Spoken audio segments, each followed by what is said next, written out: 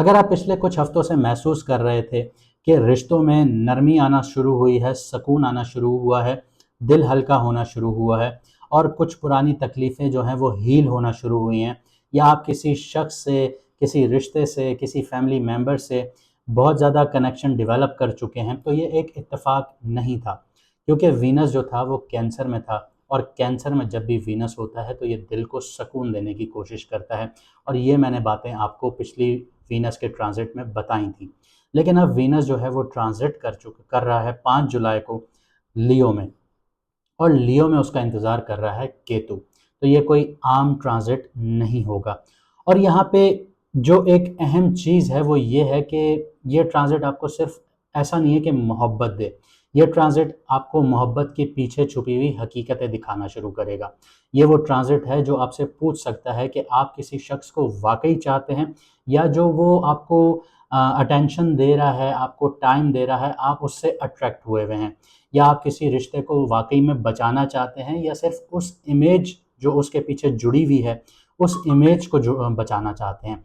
या आप वाक़ई खुश हैं, या आप उस खुशी को सिर्फ़ ज़ाहिर करना चाहते हैं दूसरों के ऊपर कि मैं खुश हूँ, बाकी कोई ऐसी बात नहीं है।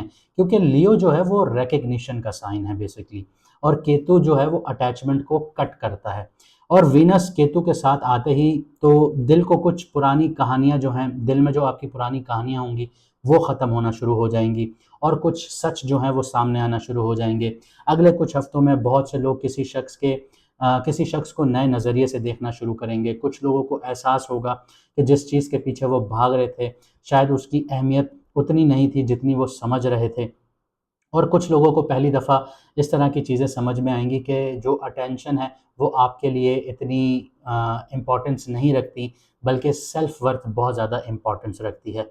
तो हम इन चीज़ों को देखेंगे, लेकिन अगर आपको आपका मून साइन नहीं पता तो कमेंट सेक्शन में अपनी ओरिजिनल डेट ऑफ बर्थ लिखिए, आपको आपका मून साइन बता दिया जाएगा। जिन लोगों ने अपॉइंटमेंट लेने हैं तो हमारी फ़ीस 50% ऑफ है, तो आप लोग अपना अपॉइंटमेंट बुक करवा सकते हैं।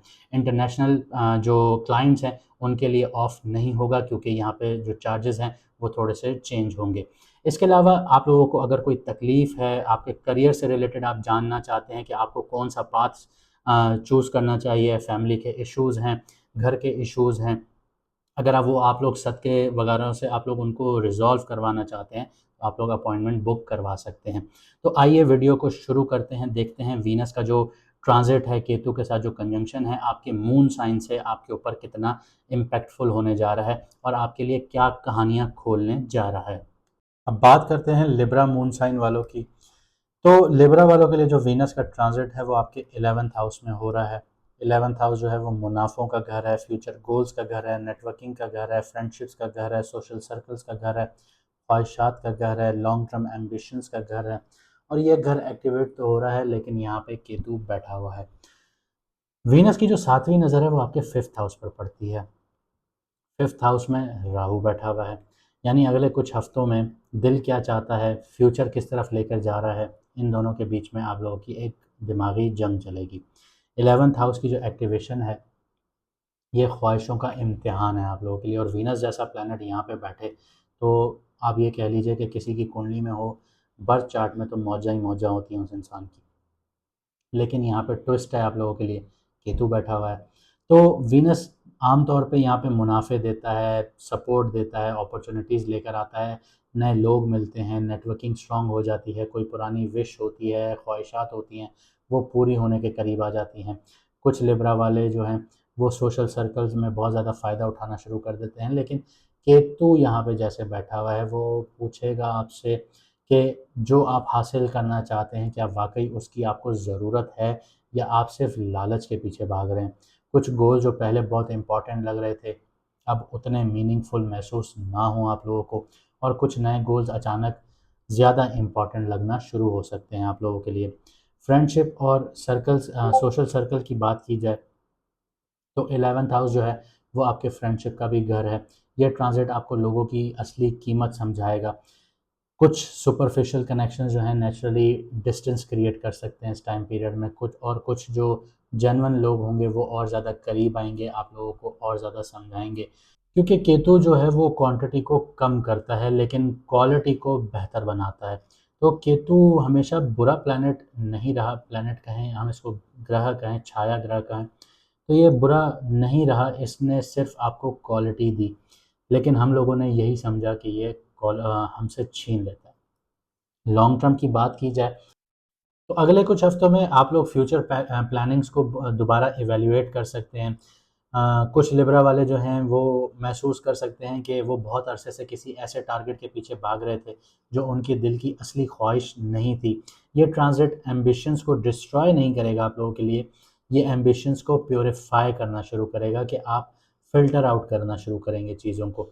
जैसे वीनस की मैंने आपको बताया कि 7वीं नज़र आपके 5th हाउस पर पड़ती है, वहाँ राहु बैठा हुआ है, और 5th हाउस जो होता है वो आपके रोमांस का घर है, क्रिएटिविटी का घर है, आपके पैशन का घर है, बच्चों का घर है, सेल्फ एक्सप्रेशन का घर है, पर्सनल खुशियों का घर है, और यहाँ राहु जैसे बैठा हुआ है। राहु यहाँ पे अट्रैक्शन को इंक्रीज़ करना शुरू करता है, क्रिएटिव आइडियाज़ को पावरफुल बनाना शुरू कर देता है। लेकिन वीनस और केतु का जो 11th हाउस में बैठना है, कंजंक्शन है, वो 2 सवालात आपसे करेंगे। क्या आप दिल की सुन रहे हैं, या सिर्फ़ फ्यूचर के प्रेशर में आप लोग डिसीज़न्स ले रहे हैं? ये 2 ऐसे सवाल हैं जो आप लोगों को अ, इन सवालों के जवाबात आप लोगों ने तलाश करने हैं। ये ट्रांज़िट दिल और एम्बिशंस के दरमियान बैलेंस आप लोगों को सिखाना शुरू करेगा। आगे बात करते हैं आप लोगों की लव और रिलेशनशिप्स की, क्योंकि 5th हाउस एक्टिव है। तो सिंगल लिब्रा वालों के लिए कोई अट्रैक्शन, सोशल सर्कल या नेटवर्किंग जो है, नेटवर्किंग एनवायरनमेंट से आप लोगों को देखने को मिल सकती है। लेकिन इस बार लेसन सिर्फ एक्साइटमेंट नहीं होगा, लेसन आप लोगों की कंपैटिबिलिटी का होगा, शेयर्ड वैल्यूज़ का होगा, और लॉन्ग टर्म पोटेंशियल होगा। कमिटेड लोगों के लिए बात की जाए तो फ्यूचर प्लानिंग और पर्सनल हैप्पीनेस के दरमियान डिस्कशंस बहुत ज़्यादा हो सकती हैं। रिलेशनशिप में क्लैरिटी आ सकती है कि दोनों लोग वाक़ई एक ही डायरेक्शन में जा रहे हैं या नहीं। ये बहुत बड़ी क्लैरिटी होती है, अगर आप दोनों पार्टनर के बीच में आ जाए, तो इंसान को और क्या चाहिए जब वो क्लैरिटी के साथ आगे बढ़ रहे हों। क्रिएटिविटी और सेल्फ एक्सप्रेशन की बात की जाए तो 5th हाउस एक्टिव है। यहाँ पे क्रिएटिविटी बहुत ज़्यादा एक्टिव है, आपके पास यूनिक आइडियाज़ आ सकते हैं। कंटेंट क्रिएशंस, मीडिया, टीचिंग या आर्टिस्टिक फील्ड्स में लोग आपको नोटिस कर सकते हैं, इंस्पायरेशंस मिल सकती हैं आप लोगों को। लेकिन कंपैरिजन से आप लोगों को बचना होगा, आप लोगों ने अपनी चीज़ों को दूसरों से कंपेयर नहीं करनी है।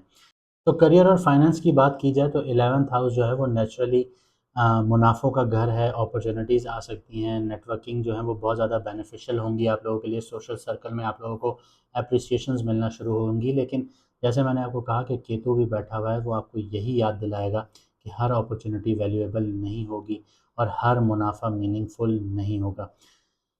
आप लोगों के लिए जो ये ट्रांज़िट है, ये हर विश पूरी हो जाए तभी इंसान खुश होगा, इस तरह का ट्रांज़िट नहीं है। और कभी-कभी एक सच्चा रिश्ता या एक क्रिएटिव जो पैशन है, 10 अचीवमेंट से ज़्यादा कीमती होता है आप लोगों के लिए, ये आप लोगों को समझना होगा।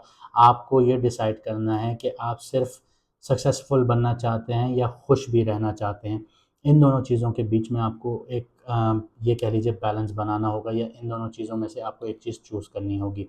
कुछ एक्शन प्लान्स मैं आपको बता देता हूँ कि अपने फ्यूचर गोल्स को दोबारा इवैल्यूएट करना शुरू करें, जेन्युइन फ्रेंडशिप्स को इम्पोर्टेंस देना शुरू करें, दिल और एम्बिशंस दोनों की आवाज़ सुनना शुरू करें, रोमांटिक डिसीजंस में जल्दबाजी करना अवॉइड कीजिए, अपनी क्रिएटिविटी को इग्नोर नहीं करना आप लोगों ने।